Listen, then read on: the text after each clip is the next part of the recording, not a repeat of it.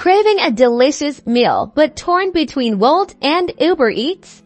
Let's settle this food fight once and for all. First, service quality. Wolt is known for its super responsive customer support, making resolving any order issues a breeze. Uber Eats, while widely available, can sometimes lag behind in providing prompt assistance.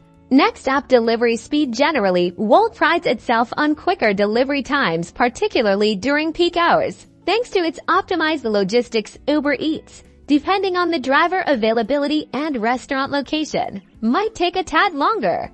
Now, user satisfaction. While both platforms boast positive reviews, Wolt often edges out Uber Eats with its more personalized experience and attentive service. This often translates to higher ratings and happier customers. To use Wolt, simply download the app, create an account, browse through the mouth-watering options, and place your order. The app is user-friendly with a smooth and intuitive interface. Similarly, Uber Eats is a breeze to navigate. Download the app, sign in, explore the endless choices, and order away. Keep an eye out for promotions and discounts. Ultimately, the better app depends on your priorities.